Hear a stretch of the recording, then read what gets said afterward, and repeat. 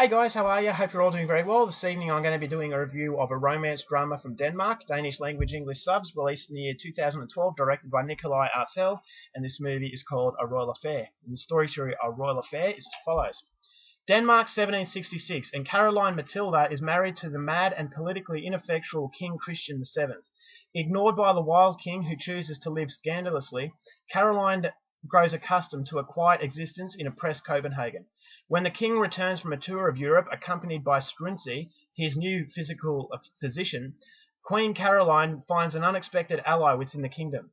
The attraction between the two is initially one of shared ideals and philosophy, but it soon turns into a passionate and clandestine affair. Committed to the ideals of the Enlightenment that are banned in Denmark, Struensee convinces the king to assert the previously untapped power to remove the conservative political council and implement drastic changes to Danish society. As the court plot their return to power and the downfall of the Queen and Struensee, the consequences of their affair are made clear and the entire nation will be changed forever. So the movie takes place in Denmark, 1766. The King Christian VII has appointed a new queen from England. He meets her for the first time, and this is where she realizes that she is married to a complete lunatic. Now, this guy is very much unstable, and he has no real respect from his country, the council, and they pretty much run things, and he is just a person in the background. So he's very immature. There is really something wrong with this guy, but she chooses to be a good queen and just be by his side.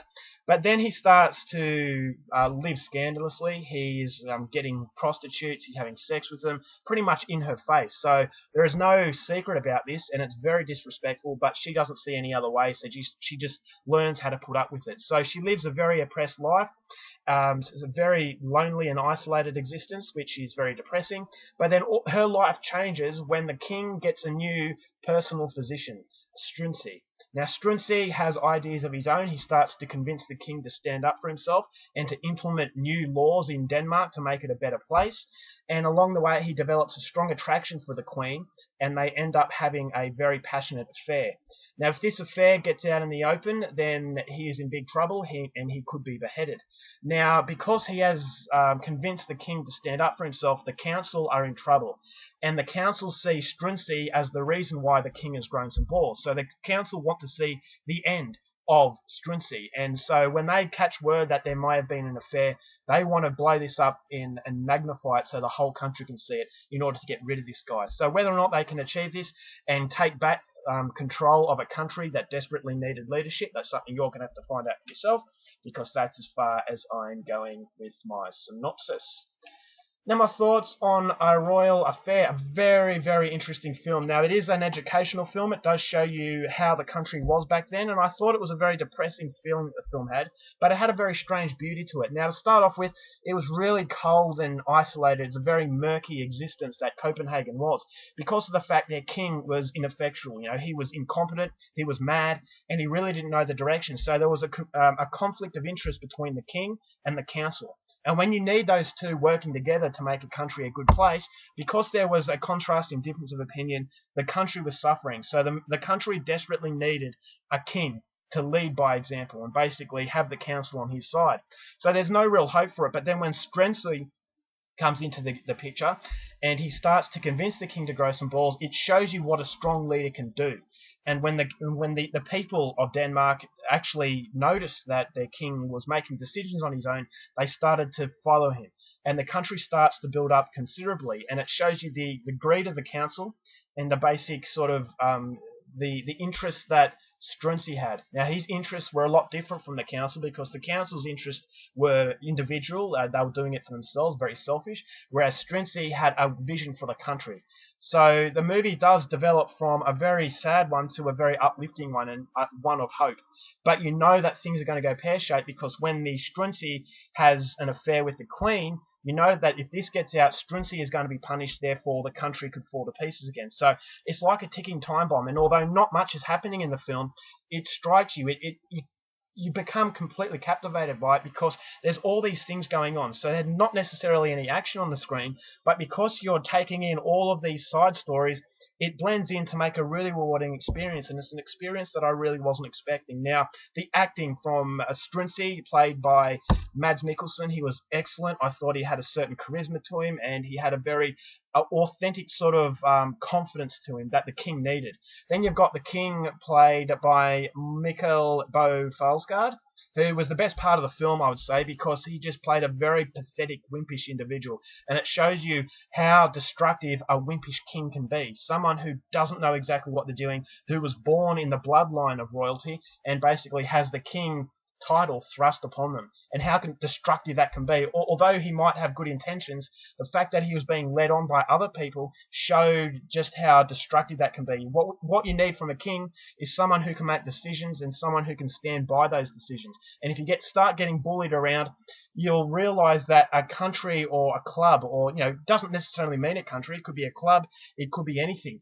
If you don't have a strong leader, then difference of opinions come about, and then all of a sudden it just turns into a complete mess. And this is what the film shows, is that as soon as it comes under one leadership from the king, things start to look better. But then, the complications arise from the affair, which I thought was really sad, because the queen, played by Alicia Vikander, very stunning woman, and she deserved better than this king. Now, as I said, the king was the best part of it. He was not a villain. He was very sympathetic, and I felt sorry for him, and I felt sorry because he was losing the plot.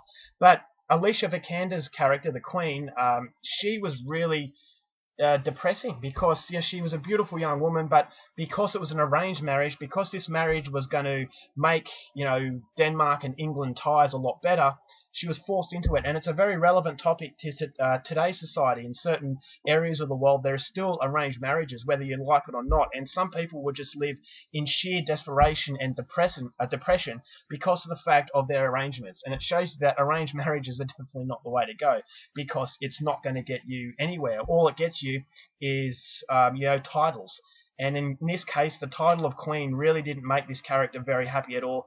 And I thought that the love interest and the love affair between Mads Mikkelsen's character, I thought that was the best part of the movie, but it was a tragic part, because for once she was happy, but everything in the movie has a price. Now, the happiness has a price of, if they're caught, this guy's going to get his head cut off, and that the inevitable is going to happen, and it's not going to be good. And that's what the whole film has. It has a really depressing tone to it, but at the same time a strange beauty as well. So that's what I loved about it. I mean, the cinematography was excellent, captured you, and as I said, there's not much action going on, but because there are so many things, within the story, it keeps you glued to the screen, and that's something I really appreciated. I was expecting to be bored, but I wasn't. It goes for 132 minutes. I thought it starts to get a little bit long, but it doesn't derail it. I thought that the time was used effectively. There are little moments where it is on the brink of dragging, but it doesn't really drag too much. But you have to go into it the right mindset. If you're expecting a thriller or a movie like that with a lot of action, this is definitely not for you. I would say that there is a little bit of suspense in there when this affair is being threatening to come out, but ultimately it's definitely not a movie if you've got a short attention span. So if you like to look at the attention to detail, A Royal Affair is definitely one to check out. I thought the acting was brilliant. The three main characters were fantastic, a lot of chemistry between them. I thought the Mads Mikkelsen and Alicia Vikander affair, the chemistry was between them, and I wasn't expecting that, because they seem like the odd couple. I'm not saying Mads Mikkelsen is ugly, but I just didn't see him with her.